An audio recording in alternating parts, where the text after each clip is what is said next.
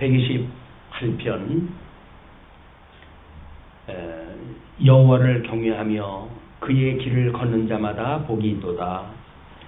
내가 내 손이 수고한 대로 먹을 것이라. 내가 복되고 형통하리로다. 내 집 안방에 있는 내 아내는 결실한 포도나무 같으며 내 식탁에 둘러앉은 자식들은 어린 감람나무 같으리로다. 여호와를 경외하는 자는 이같이 복을 얻으리로다. 1절서부터 4절까지가 이제 하나님을 경외하는 가정의 행복을 이야기를 했는데, 일단은 128편은 기자는 밝혀지지 않고 성전에 올라가는 노래라고만 소개가 되어져 있습니다. 그런데 하나님을 경외하는 자들이 받을 축복과 그러한 자들이 모여 사는 공동체의 행복을 노래하고 있다, 이렇게 이야기를 하는데 128편의 어떤 문법적 이해를 통해 가지고는 그 설명이 맞겠죠. 그러나 하나님께서 어떤 자들은 복 있는 자로 구원을 갖다 해내 가지고 복을 깨닫게 하시는지, 이런 개념으로 보게 되면 또 설명이 부족해요. 이거는 그렇죠. 그러니까 여호와를 경외하며 그의 길을 걷는 자마다 복이 있도다, 이렇게 이야기를 하잖아요. 그런데 그 복이 있어요. 그냥 복에 참여가 되어진 거란 말이에요. 복에 참여가 되어진 것. 그 복에 참여가 되어지는 모든 것을 주관하시는 분은 이게 지키시는 하나님이 해가시는 일이니까 결국 주관자가 되시는 하나님께서 이제 그 자리에 있게 있는 거 아니에요. 근데 시편 기자의 이런 그 이야기를 여호와를 경외하고 그의 길을 걷는 자마다 복이 있다라고 이야기하는 것이 복이 있기 때문에 그 길을 걷는 거라는 이야기거든요. 근데 우리는 문자적으로 이거를 이제 오해를 하게 되면 인간들이 여호와를 경외하고 그 길을 걷는 자이기 때문에 복이 있다고 하는 걸로 이게 해석되어진단 말이에요. 그렇기 때문에 성경은 자칫 잘못 보게 되면 인본주의적인 요소가 꽤나 많아요. 인간들이 그렇게 해가는 것처럼 보인다. 그러나 이제 우리 127편에서 봤던 것처럼 하나님께서 집을 세우지 아니하시면 세우는 자의 수고도 헛되고, 또 여호와께서 성을 지키지 아니하신다고 한다면 파수꾼에 깨어 있으면 헛되다, 그런 그 이야기 아니에요. 그럼 여기서 여호와를 경외하고 그의 길을 걷는 자, 이것이 파수꾼으로 만약에 대입을 시킨다고 한다면 그 성을 지키려고 하는 파수꾼에 깨어 있으면 헛되다는 이야기 아닙니까? 인간적인 방법으로 해서 여호와를 경외하고 그의 길을 걷는 자라고 한다면 그건 이미 복 있는 자가 아닌 거예요. 그러면 여기서 복이 있도다라고 하는 그 이야기는 복이 있기 때문에 이 길로 간다는 거예요. 그럼 이제 신약 성경의 논리에서 보면 성령이 오셔가지고 우리 예수님은 하나님 보좌 우편에서 천상사역을 한다고 그러지 않았어요? 이 천상사역을 하는데 우리가 예수님을 인해 가지고 구원받았다고 믿는 사람들이 교회의 일원이 됐어요. 이제 구성원이 되는 거예요.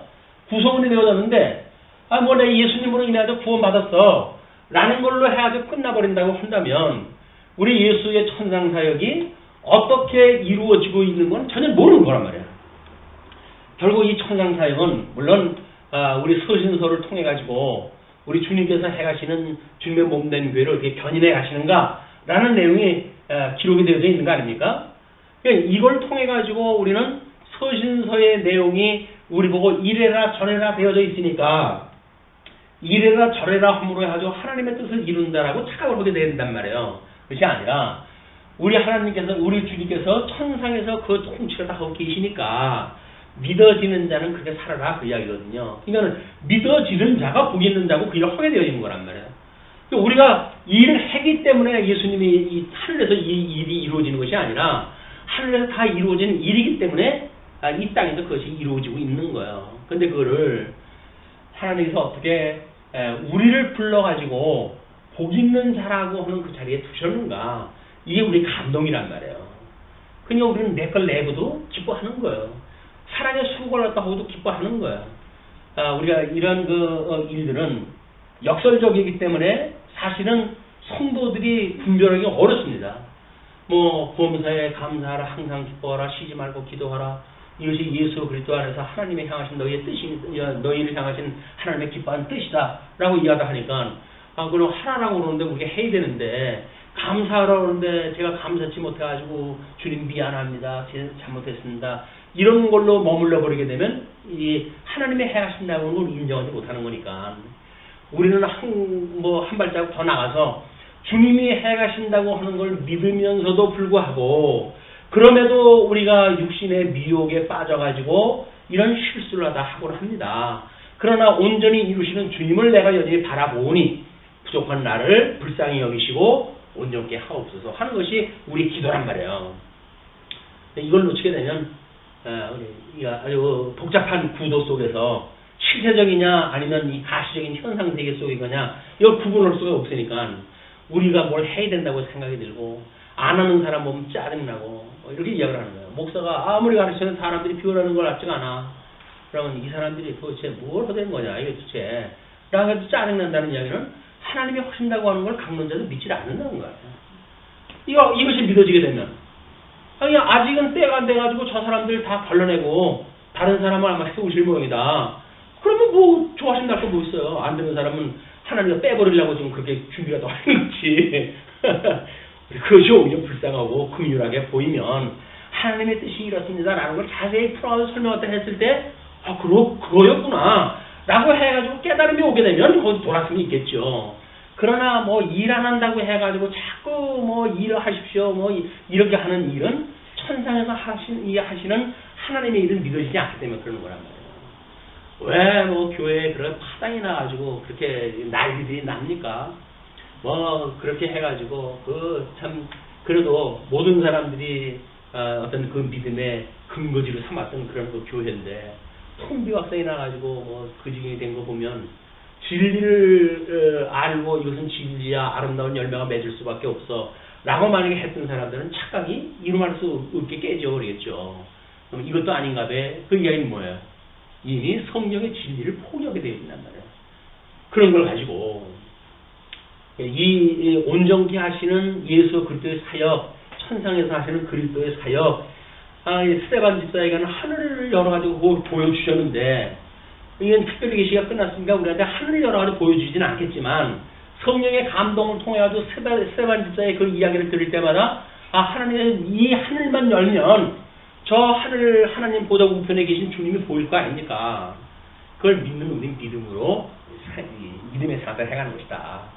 이것이 여기서 지금 128편에서의 시인의 기자의 그런 어떤 설명 방식이나, 우리가 신약성경의 서신서에서 복음서에서 언약했던 대로 서신서에서 이루시는 주님의 그 사역을 오해하는 같은 맥락으로 이어졌기 때문에, 이제 그렇게 뭘 하는 자, 인간이 어떤 주체적으로 사용되어지는 용어는 다시 한번 우리가 주목을 해서 봐야 된다. 내가 내 손이 수고한 대로 먹을 것이라, 수고한 대로 먹을 것이라고 그러잖아요. 내가 복되고 형통하다고 그러잖아요. 수고한 대로 먹는다고 그러잖아요. 근데 복음서에는 뭘 먹을까 마실까 염려하지 말아 그러잖아요. 주님 도대체 어느 말이 맞습니까? 우리 그렇게 되어진단 말이에요. 그런데 하나님께서 우리에게 생육하고 번성하라고 했던 그걸 믿어지는 믿음의 사람들이 보니까, 하나님께서 우리로 하여금 이렇게 수고를 통해 가지고 일용할 양식을 주시는구나, 그게 믿어지게 되면 열심히 일을 갖다 하지요. 염려하는 거고 일하는 건 다릅니다. 믿음으로 일을 갖다 하는 거고, 안 되기 때문에 염려하는 거는 근본적으로 다른 거예요.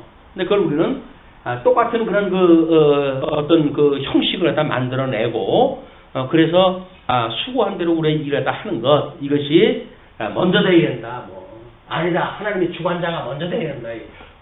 주관자와 주체자에 대한, 이게 우리 예정론에서 끊임없이 문제가 되어지는 거 아닙니까? 그럼 이 주체자라고 하는 거는 주관자에 의해서 종속적으로 우리가 이것이 이루어지는 일이기 때문에, 주관자냐 주체가 누구냐라고 하는 것이 분명히 보여야 되는 거거든요. 근데 이거를 주체자인 그 입장에, 인간 입장에서 보느냐 아니면 주관자 입장에서 보느냐, 전혀 다르단 말이에요, 이게.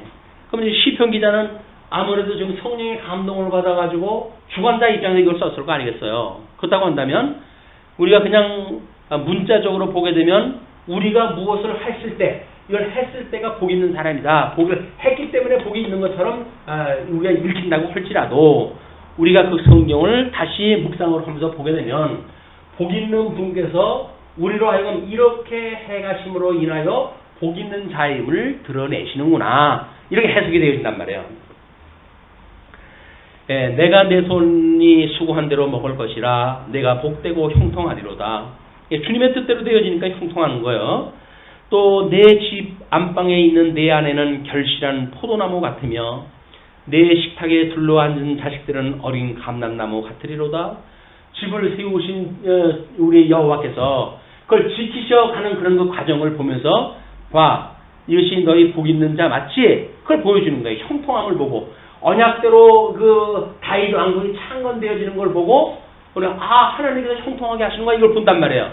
그러면 유수되어져 가는 과정은 그럼 하나님이 불순종해가지고 유수를 갖다 이루어 가시잖아요. 그러나 그것이 누가 해가시는 일이에요? 죽은 자는 하나님이 해가시는 일이니까요. 그 사람들 포로로 들어가지 않으면 안 돼요. 왜? 예수님이 십자가에서 죽지 않으면 대속의 역사를 이룰 수가 없는 거라니까요. 근데 그거를 불순종이라고 하는 관점으로만 보게 되어지게 되면 마치 우리가 순종하면 그 문제가 없어질 것처럼 보이는 착각을 불러일으키고 그것이 우리들이 해나가는 회개의 역사로 오해가 되어지기 때문에 인간적인 방법으로 성경을 보게 되어진단 말이에요. 그러나 하나님의 그 약속은 망할 자를 망하게 하시는 일이고 흩어질 때를 흩어지게 하시는 역사지 흩어지기를 면하게 하는 것이 형통한 길이 아니다. 흩어질 때 흩어지는 것이 형통한 길이란 말이에요. 그러니까 바벨론의 포로로 끌려갈 때 이제 일부 사람들은 애굽으로 내려가자 이렇게 이야기를 하잖아요. 예레미야가 너 내려가면 안 된다. 하나님께서 지금 우리한테 준비하신 길이 바벨론이니까 바벨론으로 가야 된다 이렇게 이야기를 하지 않습니까? 자 이렇게 이제 하고 그러면서 여호와를 경외하는 자는 이같이 복을 얻으리로다.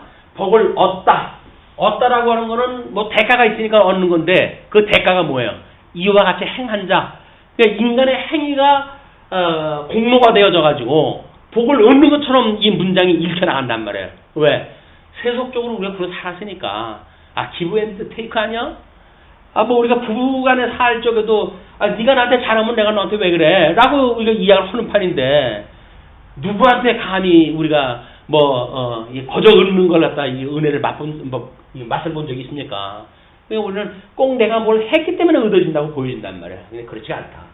하나님께서 우리한테 은혜로 그를 갖다 해가시는 일이기 때문에 이것이 여호와를 경외하는 자, 하나님이 우리에게 믿음을 주어가지고 격려하게 하는 자, 이 같은 자들은 복을 얻겠다. 회복이 되어진다. 그 이야기예요. 회복이 되어진다. 근데 거기서 회복 안 되는 자들이 누구예요? 돈 많다고 해가지고 야 예루살렘으로 돌아가자 라고 했을 때 난 자리 잡을만 해서 안 갈 거야 라고 하는 자들은 여기 참석을 못해요. 그건 복 있는 자가 아니란 말이에요.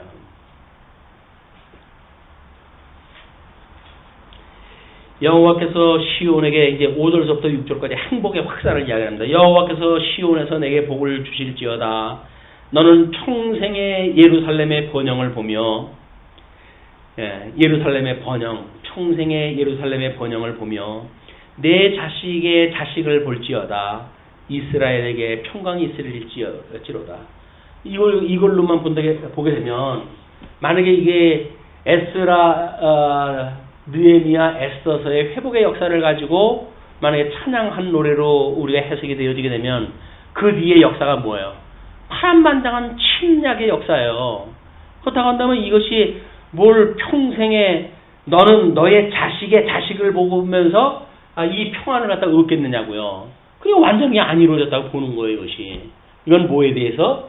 영원하신 예수 그리스도가 얻을 것에 대한 영원한 안식에 대한 걸 지금 노래가 하고 있는 거다. 믿음으로 찬송한다는 이야기는 현실을 갖다 보고 단순하게 이야기하는 것이 아니라 보이지 않는 세계를 보고 믿음의 세계를 보고 지금 찬송하다 하는 거기 때문에 지금 128편 후반절에 나오는 이제 너는 평생의 예루살렘의 번영을 보며 그 이야기는 뭐예요?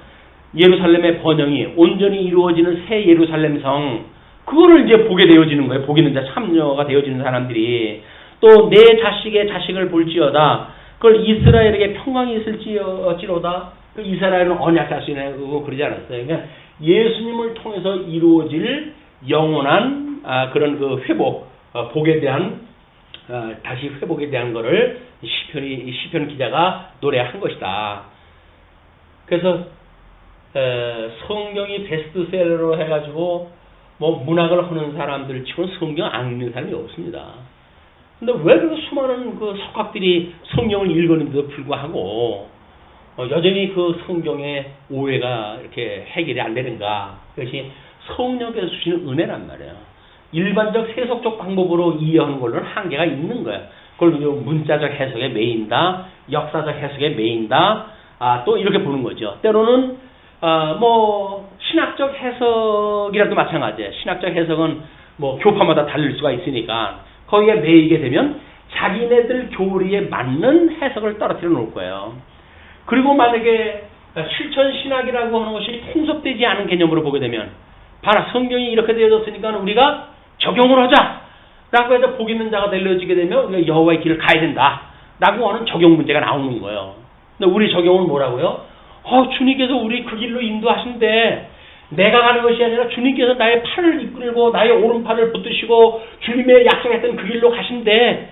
그걸 믿는 것이 우리들이란 말이에요. 믿어지면서 나오는 행위, 우리의 실천 상황 이런 것들이 우리가 말하고 있는 실천 신학이라고 하는 개념이에요. 믿음으로 맺게 되어지는 것이 뭐 성경 그만큼 알았으면 뭘 해야 될 거 아니야 라고 하는 개념하고 다르단 말이에요. 성경이 믿어지기 때문에 그렇게 살아가질 수밖에 없는 이런 그 믿음의 우리의 생활들이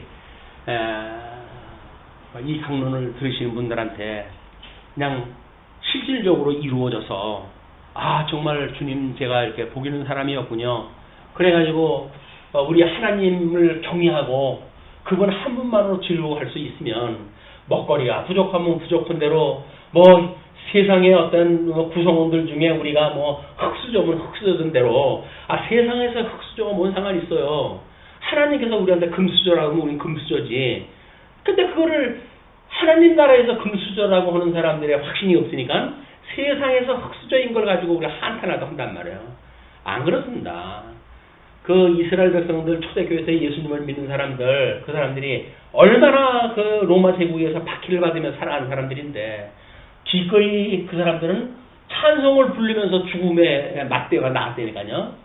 뭐 바로 거기에 뭐 네로가 그 뭐 박해를 갖다 했을 때 그 실수로 해가지고 예루살렘 뭐 도성이 로마 도성이 불을 탔는데 5분의 4가 탔답니다. 엄청나게 탄 거예요.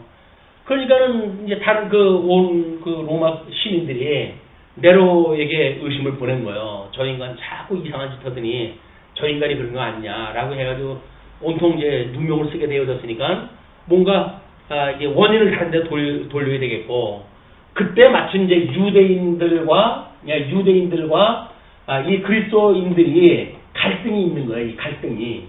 근데 이 유대인이라고 한다면 고대서부터 있었던 종교 아니에요. 로마 제국이 인정하는 종교예요.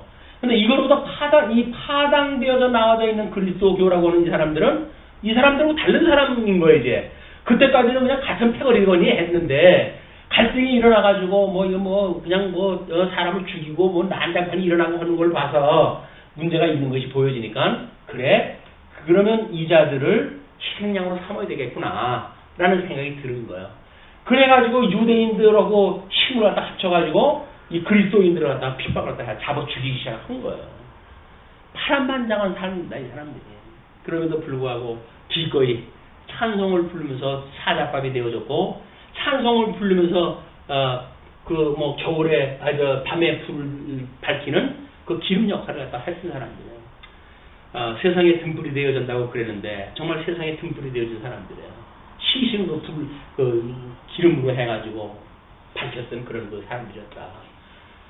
근데 거기서 정말 하나님을 믿었던 사람들, 예수 그리스도를 인하여 정말 참 자유를 얻었던 사람들, 새로운 그 세계를 맛봤던 사람들, 이런 사람들은 기꺼이 죽음을 갖다 택했어요.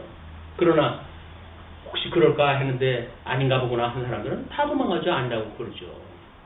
그래서 사도행전 보면 거기에 그 두 부부가 로마로부터 왔다고 하는 것이 소개가 되어지잖아요. 그게 다 역사적 배경인 거예요. 그런 그 배경을 통해 가지고 이스라엘의 그 파란만장한 역사가 그리스도인들로 하여금 그리스도인이 되게끔 아주 그 보석을 만들기 위한 하나님의 섭리였었다.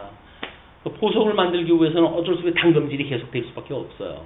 성도에게 당금질이 없다고 한다면 우리는 이 예수님을 믿는지 우리의 진정성이 의심스러울 수밖에 없단 말이에요. 끊임없이 우리들한테는 그런 사랑의 수고를 통해 가지고 진정성을 확인하다 해가는 것이 지혜로운 우리들의 일이다. 이렇게 생각을 하시게 되면 128편의 진수를 우리가 맛볼 수가 있을 것 같아요. 성전에 올라가는 노래인데 설마니 회복되어져 가지고 하나님의 그런 놀라운 은혜를 따라 가지고 회복되어져 성전에 올라가는 노래가 내가 열심히 할 테니까 복 주시오 하는 노래를 부르지는 않았을 거 아니겠어요? 자, 오늘은